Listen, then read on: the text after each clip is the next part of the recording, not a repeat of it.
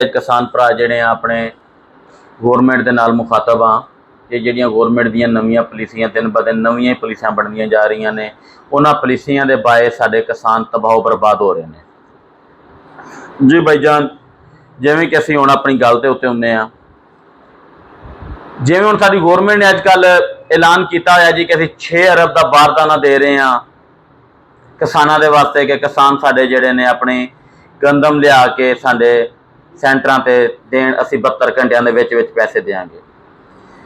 असीं अपनी CM साहबां नूं ਇਹ रिक्वेस्ट करांगे कि जिहड़ा तुसीं बारदाना दिता है 6 अरब का, हाली तक किसानां तक तो नहीं पहुंचिया। वो बारदाना कित्थे वे? किसानां तक पहुंचिया नहीं। वो तुहाडे अगे जिहड़े सेंटरां वाले ने वो किसानां दी उत्ते गल नहीं सुणदे। उत्थे अगर जाइए तो वो कहंदे ने जी हाली सानूं बारदाना इशू नहीं होया, असीं किसान कित्थे मरीए, सानूं दसो। उस तो बाद दूसरा नंबर है तुसीं CM साहबा तुसीं ते ऐलान करता कि जी असीं 3500 रुपए नाल गौरमेंट गंदम खरीद करेगी जिमीदार दे कोलों। जिमीदार दे कोल जिहड़ी 3500 रुपए दे नाल गंदम तुसीं खरीद करनी है, वो गंदम कित्थे रह गई है? गंदम ते तकरीबन जिहड़ी CM साहबा 50 तो 60% गंदम ते निकल चुकी है। ना ही औसतां आ रही ने, ना ही सानू गंदम का रेट मिल रहा है, ना ही कुछ साडे अखराजा नुकसान साडे पूरे हो रहे हैं। साडे ते जिहड़ी असीं इन्हां दे इन्वेस्टमेंट कीती है अपनी फसल दे उत्ते, सानू ते वो इन्वेस्टमेंट भी नहीं मिल रही। वो साडी इन्वेस्टमेंट भी पानी जिस टाइम जा रही है। 3500 रुपए गंदम के रेट के नाल सानू जिमीदारां नू सरासर नुकसान है। तुसीं ते 3500 रुपया रेट दे दिता है, तुसीं ते 3500 रेट दे के सुरखरू हो गए हो।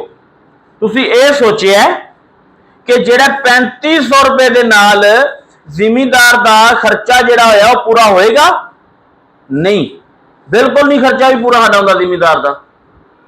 3500 रुपए दे नाल तो मैडम साहबा तुसीं गंदम खरीद रहे हो, जिहड़ी DAP असीं 15,000 की DAP की बोरी असां लैके खरीद करके जिमीदारां ने फसलों के विच पाईए। उस तो बाद दूसरा नंबर है CM साहबा यूरिया की बोरी 4000 की खरीद की है। बिज गंदम का 6000 रुपए का सी पर मन खरीद किया है। जिहड़ा उस तो बाद साडा असीं कित्थे किसानां ने जिहड़ा खर्चे पूरे करने ने। डीजल का रेट जिहड़ा सी, वो डीजल का रेट सानूं उदों 350 रुपए रेट सानूं डीजल मिलता रहा है। असीं वो डीजल की जमीन की तैयारी के उत्ते डीजल लगा, पानी नहीं लगा कि जिहड़ा कि पानी असीं ला के ते गड्डियां दे पानी ट्रैक्टरां पा के अपनिਆਂ ਦੇ ਵਿੱਚ ਜ਼ਮੀਨ ਦੀਆਂ ਤਿਆਰੀਆਂ करके ते असीं फसलां काश्त करके इस वास्ते करिए कि जिहड़ा सानूं कल नूं नुकसान आ जाए। लिहाजा मेहरबानी करो कि सानूं किसानां नूं साडा हक दिओ, ना कि सानूं किसानां नूं डोबो, ना कि सानूं किसानां नूं मारो। किसानां नूं साडा हक दिओगे, किसान अगू जमीन की तैयारी करेगा, अगू नवीं फसल काश्त करेगा ते जिहड़ा उस दे नाल किसान अपने बच्चों का भी कोई पेट पाल सके, ना कि किसान नूं मारन दे पिछे लग जाओ कि जिहड़ा कि किसान अपने बच्चों का पेट भी ना पाल सके। लिहाजा असीं अपनी गौरमेंट नूं यही अपील बार बार कर रहे हैं, बराए मेहरबानी कि सानू किसानां नूं साडा हक दिता जाए।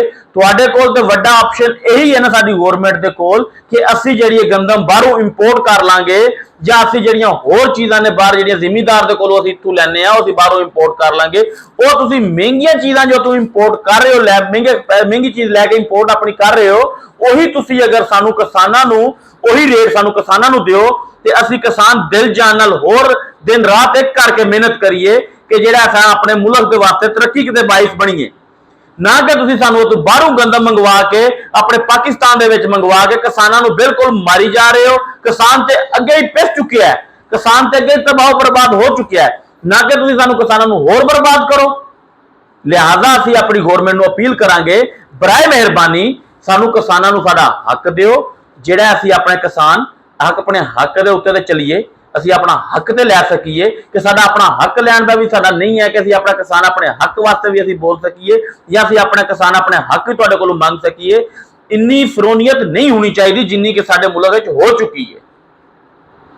लिहाजा असीं अपनी गौरमेंट नूं अपील करांगे, बराए मेहरबानी सानू गौरमेंट जिहड़ी है साडा रेट जिहड़ा है 3500 रुपया ना कि सानू 4000 रुपये दिता जाए, जिस दे नाल सानू नुकसान ना आवेगा। सानू बचत भी नहीं है, सानू नुकसान भी नहीं है।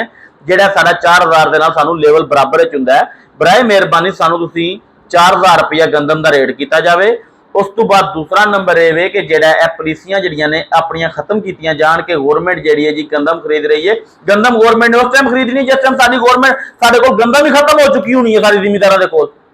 ਉਸ ਟਾਈਮ ਗੰਦਮ ਖਰੀਦੀ ਜਾਏਗੀ ਜਾ ਕੇ।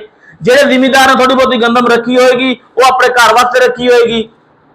जिस टाइम गंदम ही साढ़े को नहीं रहा, साढ़े को 3500 रुपए की खरीदारी होनी है। साढ़े को इस टाइम गंदम की खरीदारी हो रही है 3000 2800 3200 रुपए गंदम की खरीदारी हो रही है। 3200 रुपया भी वो मांग रहे हैं जेडे के गोल्डन माल ने जी, है गोल्डन माल है जी 3200 रुपया रेट है। लिहाजा असी गवर्नमेंट को अपील करांगे कि बराए मेहरबानी इस चीज़ को मद्देनजर रखदे होया तुसीं सानू 4000 रुपया रेट दिता जाए जिहड़ा असी अपने खर्चे ते पूरे कर सकीए। अगों नवीं फसल काश्त करन दे साडे कोल पैसे ते होण कि असीं अपनी नवीं फसल काश्त करनी है, उस दे नाल साडी ज़मीन की तैयारी वा साडे कोल पैसे ते होण। अगर तुहानूं साडी वीडियो अच्छी लगी होवे तो अपने तमाम दोस्तों तक शेयर करिया जे, जिहड़ा कि साडे चैनल सबसक्राइब करना ना भुलिया जे, बैल आइकन दे बटन नूं दबाना भी लाजमी